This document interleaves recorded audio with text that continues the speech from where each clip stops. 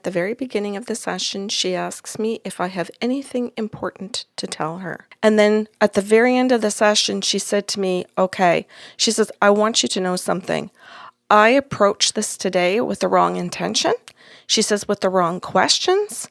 She says, with the wrong attitude. And she says, and now I'm sitting here thinking, holy shit, I can't believe you stayed in this conversation. She says, so I really want to thank you.